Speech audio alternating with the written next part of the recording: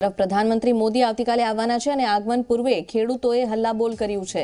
40 જેટલા ગામના ખેડૂતો જે ડેમમાં ઉતરી હલ્લાબોલ કરી રહ્યા છે। ખેડૂતોની ક્રિકેટ અને ફૂટબોલ રમી અનોખું વિરોધ પ્રદર્શન અહીં યોજવામાં આવ્યું છે। તો ઓડેક ડેમમાં ક્રિકેટ રમ્યા ખેડૂતો, ફૂટબોલ રમ્યા, પિયત અને પીવાના પાણીની અહીં ગંભીર સમસ્યા છે તેનો વિરોધ આ રીતે કર્યો છે ખેડૂતોએ।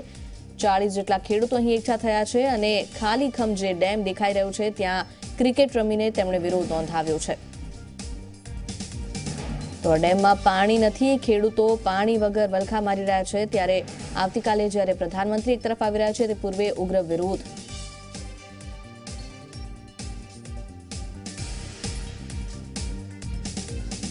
મુસ્તાક દલ વધુ માહિતી સાથે જોડાયા છે। મુસ્તાક, જે રીતે ખેડૂતો અહીં ક્રિકેટ રમીને વિરોધ કરી રહ્યા છે, બિલકુલ એક અનોખું વિરોધ પ્રદર્શન જોવા મળી રહ્યું છે અને આવતીકાલે ખાસ કરીને પ્રધાનમંત્રી આવી રહ્યા છે તે પૂર્વે આ હલ્લાબોલને કઈ રીતે જોઈ શકાય? હજી ચોક્કસથી જો જામનગરમાં ખેડૂતોના વિરોધને લઈને વાત કરવામાં આવે તો હાલ આપણે અહીં જોઈ શકો છો કે જામનગરમાં અત્યારે જે ધ્રોલ વિસ્તાર તાલુકામાં ઊંડ ડેમ આવેલો છે ને આ બહુ વિશાળ ઊંડ ડેમ છે જેની અંદર અત્યારે ખેડૂતો ડેમની અંદર ઉતરીને પોતે વિરોધ કરી રહ્યા છે। આપ જોઈ શકો છો હાથમાં તેમની પાસે નવતર વિરોધના ભાગરૂપે બેટ દડા અને ફૂટબોલ પણ છે તેના દ્વારા પણ વિરોધ કરવામાં આવી રહ્યો છે। જ્યારે ખાસ કરીને હાલ અત્યારે જે ખેડૂતો ખૂબ જ ઉગ્ર સૂત્રોચ્ચાર પણ કરી રહ્યા છે ને ક્યાંક ને ક્યાંક આવતીકાલે વડાપ્રધાન પણ આવી રહ્યા છે ત્યારે વડાપ્રધાન આગમનના પૂર્વે ખેડૂતોનો વિરોધ ઉગ્ર બન્યો છે। આપ અહીં જોઈ શકો છો કે ખેડૂતો ખૂબ મોટી સંખ્યામાં ઊંડ ડેમની અંદર ભેગા થયા છે। ત્યારે આપણે ખેડૂત આગેવાનોને પૂછવાનો એક પ્રયત્ન કરશું કે કયા કારણોસર આપના દ્વારા વિરોધ કરવામાં આવી રહ્યો છે? જે સૌની યોજના છે અને સૌની યોજના જો આપણે વિસ્તૃત રીતે જોઈએ તો 2012ની અંદર આ યોજનાની શરૂઆત કરવામાં આવી હતી અને ત્યારથી લઈ અને ગુજરાત સૌરાષ્ટ્રના 115 ડેમો ભરવાના હતા, 1115 કિલોમીટરની લાંબી નહેર દ્વારા ભરવાના હતા અને જે યોજના છે એ મુજબ જેવી રીતે ખેડૂતનો એક ક્યારો તૂટે અને બીજા ક્યારામાં પાણી જાય, એ ભરાઈ જાય, એ તૂટે ને ત્રીજા ક્યારામાં પાણી જાય, એવી રીતે નર્મદાનું ઓવરફ્લો થતું પાણી સૌરાષ્ટ્રને આપવાનું હતું અને એના કારણે સૌરાષ્ટ્રની 10 લાખ એકર જગ્યા જે સિંચાઈવાળી થવાની હતી પણ એની જે નહેર બનાવવાની હતી 1115 કિલોમીટરનું જાડું, એમાંથી ક્યાંય નહેર નથી બનાવી, માત્ર ઉદ્ઘાટનો પૂરતા માટે ઉદ્ઘાટન કરવા માટે અને જ્યારે જ્યારે ચૂંટણી આવે ત્યારે કોઈને કોઈ એક ડેમનું ઓપનિંગ કરે, ડેમ ભરવામાં આવે ને પછી ડેમ ખાલી ખમરીએ છે।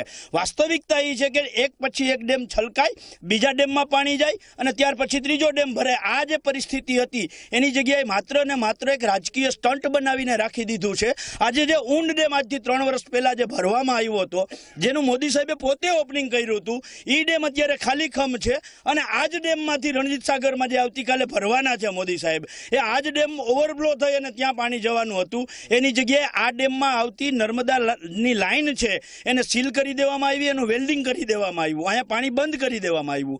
તો આ જે ઊંડ ડેમ છે એની આસપાસના ખેડૂતો અને નાગરિકો પાણી ઈચ્છે છે તો અહીંયા શું કામ પાણી આપવામાં નથી આવતું? આપ કહે છે કે ક્યાંક ને ક્યાંક પાણી આપવામાં નથી આવતું। અહીં આપણે બીજા ખેડૂત આગેવાન છે, કેટલા ગામના લોકોને, કેટલા ખેડૂતોને પીવાના અને અન્ય પાણીની સમસ્યા થઈ શકે? ઊંડ એકમાં 35 ગામોની જૂથ યોજના છે। અત્યારે 35 ગામોને પીવાના પાણીની બહુ તકલીફો છે।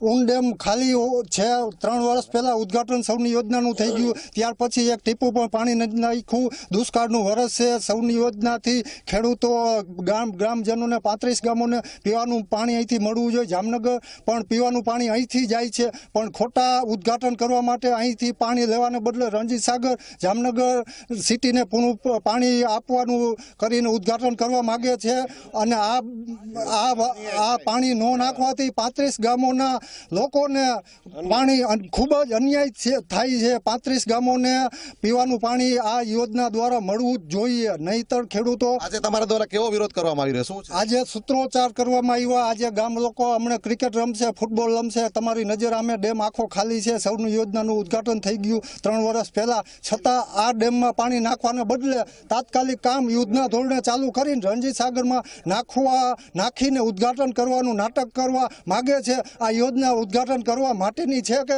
ખેડૂતોને પીવાના પાણી આપવા માટેની, એ કાંઈ સમજાતું નથી। ચોક્કસ આપ જોવો છો કે ખેડૂતો કહે છે કે આ યોજના છે જે ખેડૂતોને પાણી આપવા માટે છે કે ઉદ્ઘાટનના નાટકમાં। ત્યારે આપણે અન્ય ખેડૂત આગેવાન છે, આવતીકાલે વડાપ્રધાન જામનગરમાં આવે છે તો તમારા દ્વારા શું અપીલ ખેડૂતો દ્વારા વડાપ્રધાનને?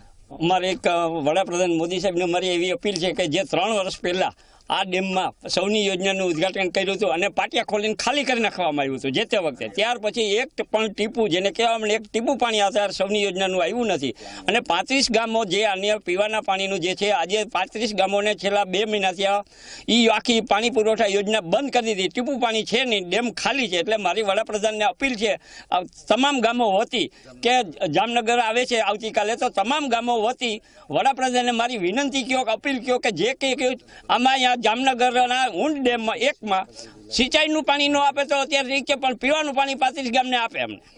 આપણે જોયું હાલ અત્યારે જે ખેડૂત મિત્રો છે ખૂબ જ મોટી સંખ્યામાં અહીં એકઠા થયા છે અને ક્યાંક ને ક્યાંક ઊંડ ડેમમાં ઉતરીને એમને વિરોધ કરવો પડી રહ્યો છે ને જે પીવાના અને પિયતના પાણીની પણ સમસ્યા છે ને કે આજે એમને દ્વારા જે અહીં ફૂટબોલ અને ક્રિકેટ રમીને તેમજ સૂત્રોચ્ચાર કરીને પણ નવતર વિરોધ કરવામાં આવી રહ્યો છે અને ખાસ કરીને આવતીકાલે જ્યારે વડાપ્રધાન જામનગર આવી રહ્યા છે ત્યારે ખેડૂતોની એક જ માંગ છે કે ક્યાંક ને ક્યાંક ખોટા જે નાટક અને તાઇફાઓ બંધ કરીને ઊંડ ડેમમાં પાણી આપવામાં આવે અને જે આ 35 થી 40 ગામોની જે સમસ્યા પાણીની છે તે દૂર કરવાની પણ વાત કરી રહ્યા છે ખેડૂતો.